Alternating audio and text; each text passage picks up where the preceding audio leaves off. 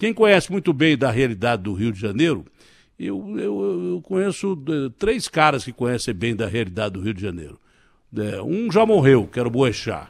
Outro é o nosso Rodolfo Schneider e o outro é o Cristo Redentor, que está lá há muito mais tempo com os braços abertos. Mas esse cara que vai falar agora, que é um cara que eu confio, quando você entrevista um cara de esquerda, você vira de direita, quando você entrevista um cara de direita, você vira de esquerda. Eu entrevistava o Bolsonaro, viu, o Freixo, o cara, o Datena é da extrema-direita. Aí, à tarde, eu entrevistava o Dória, o Datena é comunista. Então, eu não sei mais o que pensar. Eu sei que eu faço jornalismo. E o Freixo é um cara que conhece de polícia, o Freixo é um cara que conhece bem a realidade do Rio de Janeiro, o Freixo é um cara que conhece bem a realidade política do Rio de Janeiro e pode falar de cátedra do que representa a prisão desse Queiroz no contexto da cidade do Rio de Janeiro, que, por consequência, vai atingir, sim, a República, porque o Bolsonaro reage muito mal, como qualquer pai, mas ele pior ainda, porque como pai e presidente, a qualquer coisa que resvale dos seus filhos. Pois não, Freixo, é um prazer falar com você mais uma vez, uma prisão que já era considerada, esperada e que estava demorando muito para acontecer, e que aconteceu hoje em São Paulo de um cara que significa o quê? Já que você conhece tanto sobre a questão de polícia e política no Rio de Janeiro. Bom dia, Datena. Prazer enorme estar falando com você novamente. Um abraço grande no Rodolfo, pessoa que gosto muito carinho. Abraço, pelo Agostinho. Muito bom ver vocês. Eu acho que você está coberto de razão. A gente tinha que estar nesse momento se preocupando exclusivamente com a pandemia, né? Já seria grave demais. 34 mil novos casos em 24 horas é o recorde, e a gente aqui é obrigado a falar de outras coisas, né? Enfim, é uma crise muito profunda, mas não tem como. Você vai fazer o quê? O Queiroz é uma pessoa, o Fabrício Queiroz, preso hoje, preso em Atibaia, né? É a maior prova de que o mundo é redondo. Ele é a pessoa, ele conhece o Jair Bolsonaro na década de 80. Eles são amigos de longa data. E o Queiroz, ele serviu junto com o Adriano da Nóbrega, que foi morto recentemente na Bahia. Adriano da Nóbrega era um dos líderes do escritório do crime, um matador conhecido, né? A Polícia Civil hoje está investigando bastante o escritório do crime. Em breve a gente vai ter novidades aí, certamente. Isso tudo foi destampado por causa do caso Marielle, mas ele cria um vínculo direto entre a família Bolsonaro e setores da milícia. Inclusive, leva familiares do Adriano para trabalharem como laranjas no gabinete do Flávio. Foi o caso da mãe e da ex-esposa do Adriano da Nóbrega, que eram laranjas no gabinete do Flávio. Isso tem provas, eu não estou falando de nenhuma novidade, isso está no processo, isso é investigado e tem documentos sobre isso. O Queiroz, ele começa a ser investigado pelo volume de dinheiro, ele movimentou mais de 1 milhão da sua conta, e ele sempre sacava e depositava nos mesmos dias dos pagamentos da Alerj todos os meses, né? Então, isso levou à investigação sobre o que a gente chama de rachadinha, que é a extorsão direta dos funcionários do gabinete do Flávio para a conta dele. Ele era o operador disso. Essa é a investigação, essa é a prisão, a razão da prisão dele. A sua mulher também está foragida, até a última vez que eu li aqui, a sua mulher está foragida, participava disso. A sua filha é uma personal trainer muito conhecida no Rio de Janeiro. Enquanto trabalhou como personal trainer no Rio de Janeiro, ela era assessora do Jair Bolsonaro em Brasília, deputado, então, Jair Bolsonaro em Brasília. E ela repassou 80% do seu salário de assessora do Jair Bolsonaro para a conta do pai. 80%. Então, são investigações importantes que envolvem a rachadinha de um lado e, de outro lado, as relações com a milícia. O Queiroz, ele serviu com o Adriano, ele responde a um homicídio junto com o Adriano, né? Ele é uma pessoa que morou em Rio das Pedras muitos anos, né? Então, uma pessoa que sempre fez campanha para a família Bolsonaro inteira em áreas de milícia, era um grande elo nesse sentido. Então, é uma investigação delicada e que, sem dúvida alguma, mergulha a nossa República numa crise ainda maior, num momento muito ruim, mas você não tem como não investigar, né? Você não pode pedir para a Polícia Civil, para o Ministério Público, para o Supremo, em função da crise, não cumprirem o que é o seu papel institucional. O Bolsonaro tem certeza absoluta de que, com base em dados da ABIN, a sua agência secreta, a agência secreta brasileira, o equivalente à CIA ou coisa parecida, ele diz que tem dados de que há em curso um processo para derrubá-lo, para tirá-lo do poder. Ontem ele disse uma frase que é muito complicada. Já houve o esticar a corda. E ontem ele disse, olha, a hora está chegando ou a hora vai chegar. Essas frases provocam uma instabilidade política ainda maior. As brigas com o Supremo não ajudam em absolutamente nada, não é? Nós estamos... eu nem acreditava mais nisso, acho démodé essa história de golpe. A gente conversou sobre isso numa entrevista passada. Eu acho que, olha, fulano de tal deu o golpe lá naquele país, acho até coisa parecida com ficção. Já não estou começando a achar mais nada. Eu estou começando a achar que se as instituições não se fizerem valer nesse momento, alguma coisa de muito grave pode acontecer com o país. Você que tem experiência política, você tem experiência de polícia, você que já foi ameaçado pra caramba na sua profissão, você não acha que realmente a corda está esticando e o que a gente pode achar que é uma utopia, de repente, de tanto se falar nessa utopia, pode se tornar realidade, ô Freixo? Eu acho que essa é uma preocupação lamentável que a gente tem que ter nesse momento, né? O presidente, ele ganha uma eleição, ele tem uma legitimidade, mas ao ganhar uma eleição ele jura uma Constituição. Quem ganha uma eleição não se torna dono de um país, nem dono das pessoas, nem dono da lei. Quem ganha uma eleição é obrigado a cumprir o que uma Constituição que ele jurou determina. E a Constituição determina a independência dos três poderes. A Constituição determina que é crime qualquer ação contra a democracia. Então, se uma pessoa usa dinheiro público, seja ela jornalista, seja ele professor, seja o que for, se uma pessoa usa dinheiro público para estimular crimes contra a democracia, tem que ser investigado. Isso está na lei, isso é uma Constituição. Isso está acima de todos nós. Então, o Supremo agiu dentro da lei. Se tem deputado que está financiando ações, e há indícios disso, por isso a investigação, de ações antidemocráticas, se tem gente fazendo ações pedindo fechamento do Congresso, fechamento do Supremo, perseguindo jornalistas, falando em intervenção militar, isso é crime. Isso é crime previsto na Constituição. Então tem lei nesse país. E lei tem que ser cumprida por todos. E quem tem que dar o exemplo do cumprimento da lei é o presidente da República, né? Eleito para isso. Então a gente tem que deixar claro que não cabe ao presidente da República, é ele que está esticando corda. No momento onde o presidente tinha que estar se esforçando para dialogar com prefeitos, com governadores, para ampliar a rede de atendimento, para a gente conseguir testes, para a gente conseguir respirador, o presidente está criando conflito com prefeitos e governadores, falando em armar a sociedade, disponibilizando mais munições, flexibilizando lei de controle de munições, para dizer que a sociedade civil tem que se armar contra prefeitos e governadores no momento da pandemia. Então isso é uma tragédia. Quem está esticando essa corda, evidentemente, é um presidente que não consegue governar pela sua incompetência. Por exemplo, Datena, quem impede o presidente de ter um ministro da Saúde? Tem um mês que nós não temos ministro da Saúde. É o Supremo? É o Congresso? É a Bandeirantes? Quem é que está impedindo o presidente Bolsonaro de ter um ministro da Saúde que tenha uma política de saúde que faça com que a gente não enterre tanta gente? Ninguém. Tem alguém que está impedindo ter ministro da Saúde? Não. Quem é que está impedindo ele de governar? Quem está impedindo ele de conseguir testes? Ninguém. O que ele diz que as pessoas estão impedindo é quem está pregando isolamento social, que é o que o mundo inteiro fez. O mundo inteiro pregou isolamento como uma medida prevista pela Organização Mundial de Saúde, por todos os profissionais sérios. O isolamento é uma forma de você não ter as pessoas sendo contaminadas todas ao mesmo tempo e, com isso, não morrerem. Então, ele faz uma guerra institucional, uma guerra política, estimula milícias políticas, além das suas relações com milícia, fala em armar a sociedade, em guerra civil. Ele tem uma popularidade hoje que caiu muito, mas mesmo assim é alta, de 30%, mas nós sabemos que não são 30% de fiéis e fanáticos, o número de fiéis e fanáticos é muito menor. Né? Uma pesquisa recente colocou com menos de 10% aceita qualquer debate relacionado à ideia de golpe.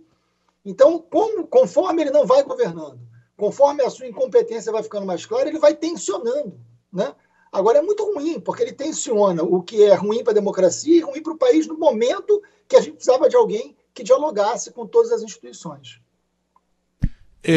Freixo, o Flávio se manifestou num tweet agora há pouco, dizendo que o objetivo era atacar o presidente da República. Agora, pelas ligações que você acaba de dizer, querendo ou não, essas investigações, dependendo de onde elas chegarem, elas chegam mesmo no presidente de uma forma direta, porque esse cara era amigo da família. Esse cara foi preso num sítio, não é? Num sítio não, numa casa, agora já foi desfeita a dúvida, numa casa do advogado do Flávio Bolsonaro. Então, não é um caso regional, não é um caso do Rio de Janeiro, especificamente. Esse caso está sendo investigado no Rio de Janeiro por uma questão do esquema da rachadinha do Rio de Janeiro. Mas daí para haver desdobramento, é um tirinho de espingarda, como diria o mineiro, não é? E falando em tirinho de espingarda, se essa coisa atingir Brasília, eu não sei a proporção que vai atingir. Eu não sei até que ponto um cara que se disse abandonado pela família Bolsonaro pode entregar alguma coisa. Esse cara já é um cara que tem uma certa experiência. Mas você também tem uma experiência grande em investigações de polícia, em ações legais e tal. Sabe que tem uma hora que, de repente, o sujeito não aguenta mais. Ele se sentiu até aliviado em ser preso. Pelo que me disse aqui o Nico, porque o cara, quando foge durante muito tempo da polícia, tem um momento que, quando ele é preso, ele se sente aliviado, não é? Agora, a segurança desse cara passa a ser muito importante. Eu achava que era até difícil acontecer alguma coisa com um cara desse num momento como esse, mas no Brasil de hoje eu não duvido de absolutamente nada. A segurança desse cara tem que ser super dobrada, ele tem que ser super vigiado, tanto que da primeira ação que a polícia teve, eu perguntei pro Nico, fiz questão de perguntar, porque normalmente um cara desse acaba se matando. Foi tirado o cinto, o cadarço dele e tal, a preservação e tal. Como ele disse, estava passando mal, a sequência natural foi levado para exame de corpo de delito e daí transferido para o Rio, onde deve estar chegando, daqui a pouco deve estar chegando no Rio de Janeiro. O Rio de Janeiro tem uma situação de instabilidade que você mesmo falou, sobre questão de milícias e tudo mais. A gente não sabe até que ponto é capaz de acontecer um ato irracional e um atentado contra um cara como esse.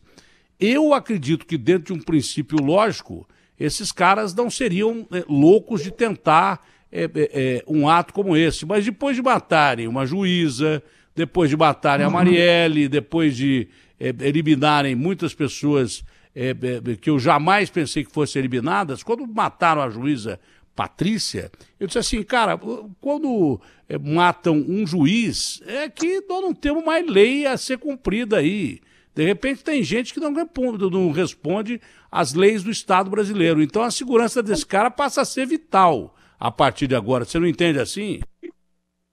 Entendo perfeitamente, Tatiana. Só tem uma questão, né? Assim, ele já está sob custódia do Estado, né? É uma situação diferente do Adriano.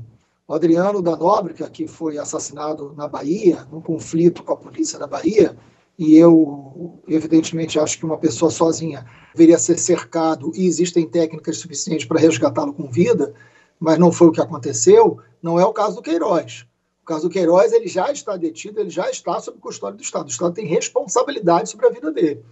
Ele vai fazer o exame de corpo de delito, ele é colocado numa prisão, evidentemente em isolamento, não pode, não tem o menor cabimento ele não estar em isolamento e vigiado e monitorado. Então não tem como acontecer alguma coisa com ele, a não ser pela negligência do Estado, e aí as pessoas vão ter que responder por isso. Existe um secretário de administração penitenciária, existe quem determinou a sua prisão, existe o Ministério Público, as instituições não podem falhar nessa situação. Ele não está foragido, ele não está na rua. Então, se ele morrer agora, ele morre na responsabilidade do Estado. Então, tem essa diferença aí do caso do Adriano, que é bom a gente lembrar, né? Muita gente queria a morte do Adriano, né? O Adriano certamente tinha muito o que dizer. Não sei nem se diria, mas teria muito o que dizer. Não sei se o Queiroz vai dizer. Tem um elemento importante na prisão do Queiroz, que é o da sua esposa, né? Sua esposa, se eu não me engano, está foragida. Não sei se já foi localizada, mas está foragida. Ainda não. Pois é. Então, assim, isso é um elemento importante. Assim, a gente sabe que quando altera a família ou mexe com a família, isso muda bastante. Eu não tenho dúvida que ele tem muito o que dizer sobre a família Bolsonaro e sobre o Rio de Janeiro. Se ele vai dizer, é uma outra história. Mas a investigação, ela ganha um outro volume e vai para um outro patamar com a sua prisão. É uma prisão muito importante. Olha, o Freixo, o Bolsonaro reage muito mal, como qualquer pessoa reage mal, à prisão de alguém da família e principalmente os filhos dele. Né? Só que ele é presidente da República. Não é? Pela reação do Flávio, espera-se que o presidente reaja na mesma linha, estão atacando a minha família ou coisa parecida. Ou não. Depende muito do Bolsonaro agora a estabilidade política do país. É um momento em que ele passa talvez por uma grande prova, talvez a sua maior prova no governo, para tentar dar uma estabilidade institucional ao país. A resposta do presidente nesse momento ela é fundamental. Como ela vai acontecer, ela é fundamental porque é um recado à República de qual vai ser a reação do Poder Executivo. E o Poder Executivo vem acompanhado de uma base militar, da qual ele faz parte, em que muita gente diz que, olha, poderia ter golpe ou não poderia ter golpe, e até quem não acreditava começa já a desconfiar pelas frases que são ditas pelo presidente. Mas ele pode aparecer surpreendentemente, porque seria surpreendente essa reação dele, e quem sabe dar uma estabilidade que o país precisa no momento mais crítico da nossa história, no momento mais crítico de uma crise pandêmica, patológica e econômica. Uma palavra de tranquilidade do presidente, como seguir o curso da investigação, e quem tem que ser investigado tem que ser investigado, seria muito importante num momento como esse. Foi ótimo ele não falar até agora. Agora, eu temo por um discurso mais pesado, que aí não iria ajudar em nada a estabilidade do país. Está coberto de razão, eu concordo integralmente com você. É bom lembrar que essa nova ameaça do presidente não é a primeira, e não é o que cabe a um presidente, né? A nova ameaça se deu em função da ação do Supremo investigar aliados do presidente, deputados da base, por financiarem, essa é a denúncia, financiamento com dinheiro público de crimes antidemocráticos. E aí ele reage a isso dizendo que o país precisava entrar na linha, que ele não suporta esse tipo de coisa, e ele age na defesa de quem está sendo investigado por crimes antidemocráticos. O mesmo presidente que vai a um ato antidemocrático, que pede fechamento do Congresso, pede fechamento do Supremo, que pede intervenção militar. Então, na verdade, o presidente é um fator de instabilidade política, instabilidade econômica, e isso afeta a vida das pessoas concretamente. Não existe democracia sem oposição, sem independência dos poderes, sem investigação. Se alguém estivesse prejudicando deliberadamente o presidente, inviabilizando o seu governo, isso é uma coisa. Não é investigar crimes feitos por aliados, o presidente tinha que fazer com que deixasse de ser aliado. Se está envolvido com crime, o Queiroz, o Fabrício Queiroz preso hoje, o tweet do Flávio Bolsonaro é muito grave, dizer, não, é mais uma peça para enfraquecer o Jair, tentar vitimizar o Jair Bolsonaro pela prisão de um criminoso envolvido com milícia, com desvio de dinheiro. Como assim? Então um criminoso não pode ser investigado porque ele era amigo do Jair Bolsonaro, porque ele era amigo do presidente? É essa a conclusão que a gente tem que chegar? Olha, foram 4 parentes, não foi só a esposa, foi só 4 parentes do Queiroz que trabalharam e que deram o seu salário para o Queiroz no gabinete do Flávio Bolsonaro. A relação era muito profunda. Na última vez que o Flávio Bolsonaro falou sobre isso, ele disse que não sabia. Mas como não sabia? Ele não sabia do envolvimento, ele não sabia de quem estava nomeado. Quem nomeia é o deputado. Ele não sabia que ele tinha nomeado a família inteira do Queiroz. Ele não sabia que ele nomeava a pessoa que ele nunca viu dentro do gabinete trabalhando. Então, assim, que deputado é esse que não sabe quem ele nomeia? A culpa era toda do Queiroz? Então, é uma investigação muito séria sobre quem hoje é um senador e filho do presidente. Dizer que essa investigação é para fragilizar um governo, não. Essa investigação é obrigação das instituições, é obrigação do Ministério Público, é obrigação da Polícia Civil, é uma obrigação da República. O presidente tinha que se preocupar, Datena, com as famílias brasileiras que estão enterrando as pessoas queridas e não conseguem nem se despedir delas numa morte que é terrível. As pessoas não estão morrendo de coronavírus, estão desaparecendo, porque a morte já é terrível. A morte do coronavírus ela é muito pior, porque a pessoa vai para o hospital e você não a vê mais, você sequer pode fazer o luto. É uma tristeza muito profunda. Né? Então, assim, é um drama. A sociedade não sai igual de uma pandemia dessa. O presidente só se preocupa com a família dele para proteger a coisa errada. Ele tinha que estar olhando para a família de todos os brasileiros, que são mais de 46 mil brasileiros mortos, da pior maneira possível, sem despedida, sem luto, famílias arrasadas. O presidente não pode olhar só para dele para encobrir coisa errada que filho faz, se é que não é ele também que fez.